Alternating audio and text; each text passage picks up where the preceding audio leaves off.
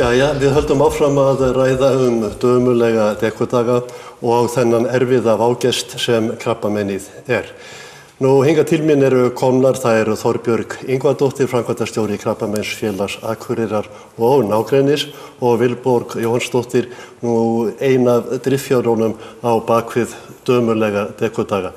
Dömulegir dekurdagar, hvað það eiginlega? Það svona bara dagar þar sem að dömunar eiga að gera sig glaðan dag og á svolítið að degra við dömunar. Og hvernig komið það til?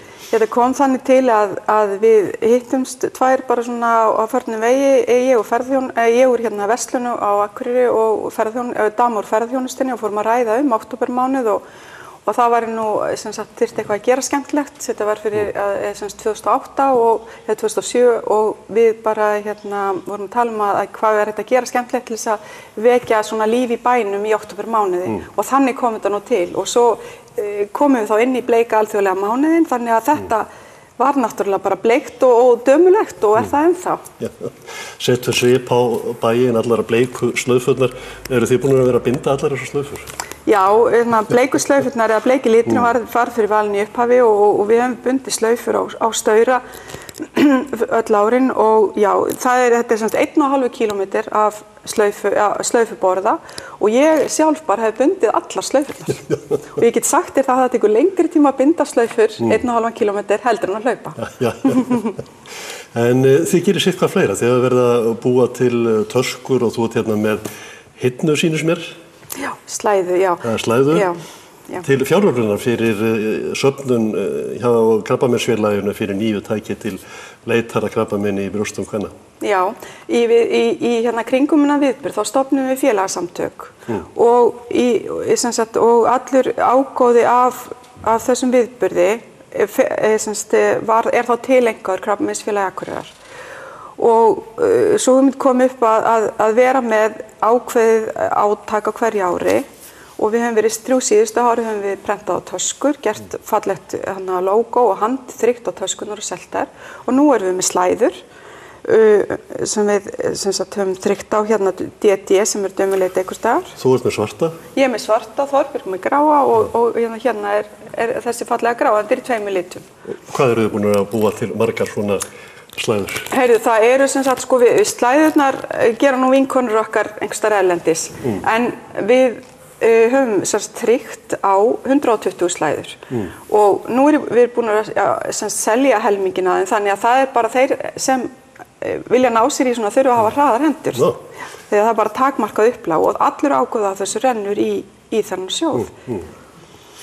Þorbjörg, nú ert þú búin að vera lengi í svona forsvari fyrir Krabbameinsfélagi. Það ekki ómetanlegt að finna fyrir svona stuðningi út í samfélaginu? Jú, og ég held að það sé kannski miklu meira virði heldur en þær sjálfar gruna, sko.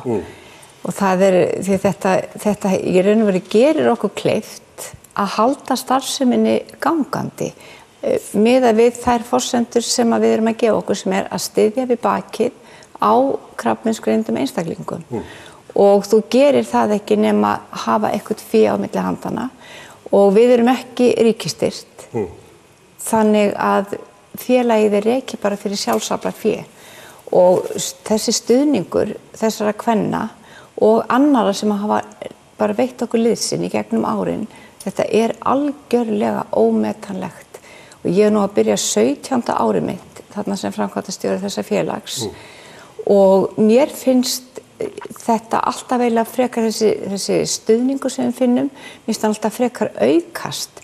Nú verið að tala að sjálfboðaliðar og sjálfboðaliða vinna, hún sé að verða eitthvað svona, ekki eitthvað sem inn í dag eins og fólk segir. Ég hef ekki þá sýna það. Mér finnst þetta frekar vera að fólk það tekur höndum saman og hjálpast að þegar það sérstaklega þegar það veit að það eitthvað sem liggur fyrir og þarf að gera. En við gætum ekki verið að sinna því sem við erum að gera nema vegna þess að fólk eins og Vilborg til. Nú verið það safna fyrir skoðunartæki sem kostar 10 milljónir króna. Hver staðan?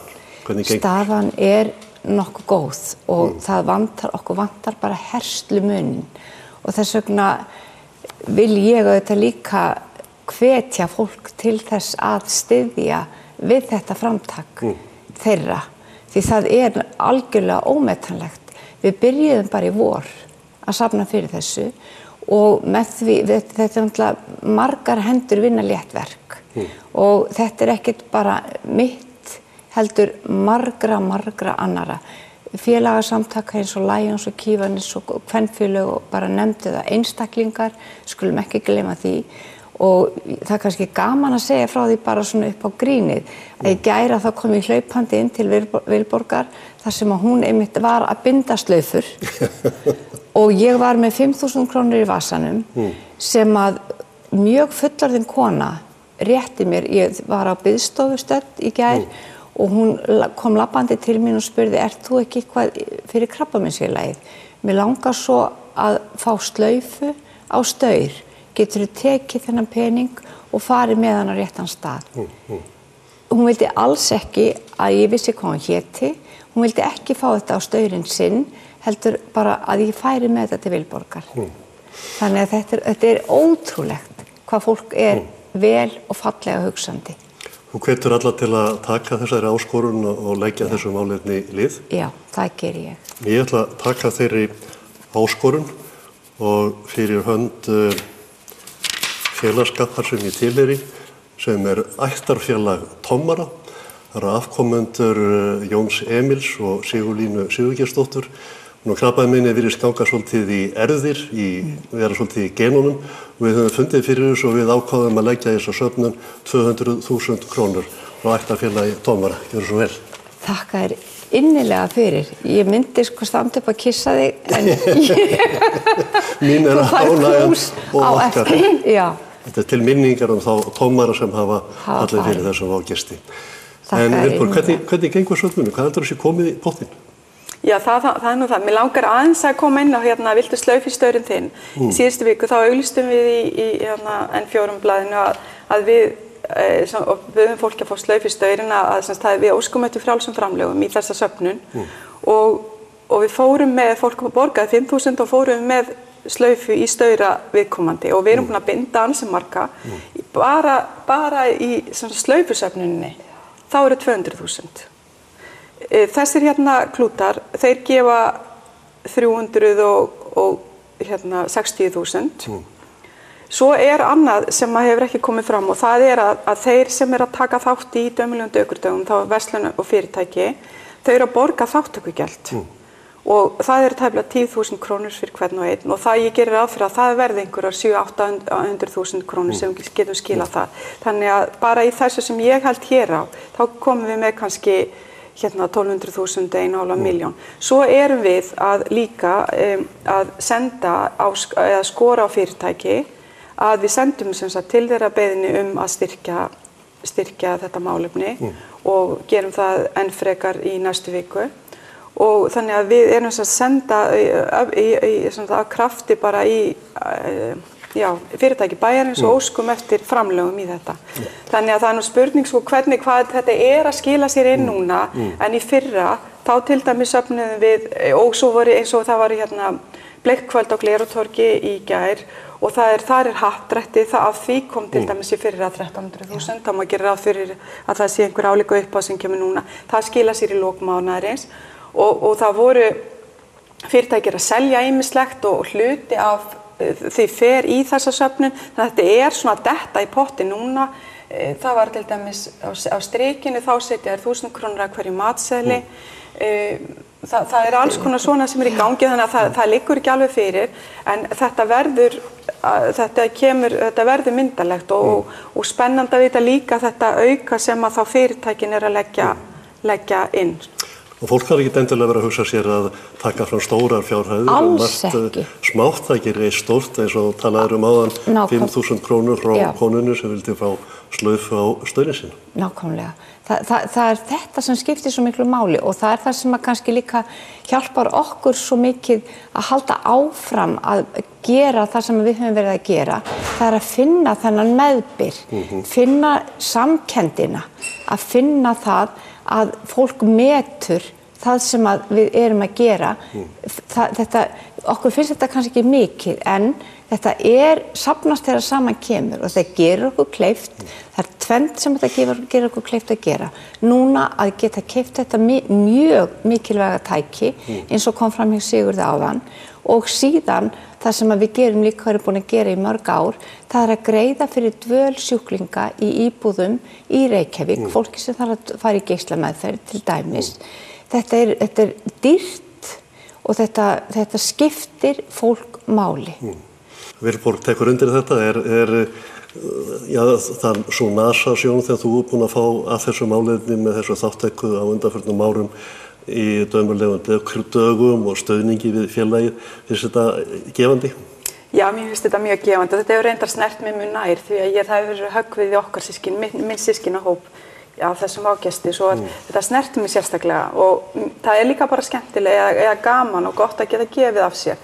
Við búum hér ég segi alltaf paradís sem Akureyri og þetta er svo fallegt og gott samfélag og það er svo auðvelt að standa saman og við þurfum að gefa af okkur. Nú ég búin að standa í verslun 25 ár og ég tek á móti fólki og það er svo gaman að fylgjast með heilu fjölskyldunum. Maður er kannski ekki, maður fylgist með kynslóðunum og maður veit hvað, tekur þátt í kannski oftar gleðilegum viðburðum að því þá er fólk að ég er að selja föt og fólk er að kaupa í því samhengi.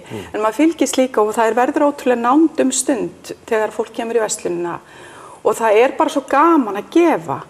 Og taka þátt bara í þessu samfélagi og þetta bara skiptir mjög miklu máli og mér langaði bara að koma inn á að það verður skemmtileg kvöldstund hjá okkur í kvöld og það verður líf og fjör í miðbænum og bara ég bara hvet sem flesta til þess að taka þátt í þessu gleðilega bleika og láta gott af hendi regna. Það stöðu og dagskrá sjálfur sér alla helgina, maður getur að séð dagskrána í sjónvarpsdagskránu okkar.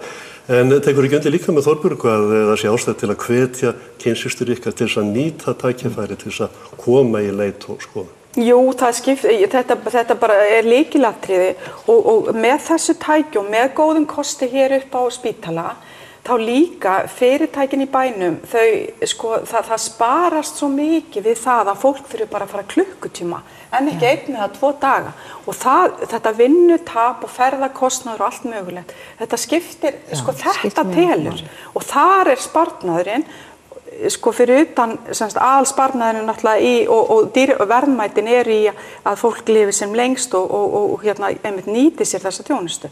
En lykilatriði er að við erum í þessum bæ sem hefur, það er svo góð þjónusta, það er svo stutta vegalengdir og þetta er allt svo einfalt. Jú, við þurfum að vera vakandi og það að við erum að vekja athygli með bleikalitnum, þegar bleikalitnum í staurunum í október að vekja, þetta er svona, hvað maður að segja, á að kveikja og jú, ég þarf að fara í skoðun. Vilborg og Þorbjörg, þakka ykkur fyrir komuna og ég tek undir með þeim þar sem þær segja konur ef þið hafið tækifæri til þess að fara í skoðun og krabbameinsleit ekki sleppa því. En hérna á eftir ætlum við að ræða hvað fleira, við ætlum að ræða kvikmyndir, við ætlum að ræða byrjandalæsi og við ætlum að ræða skaffiska tenóra. Ekki fara langt.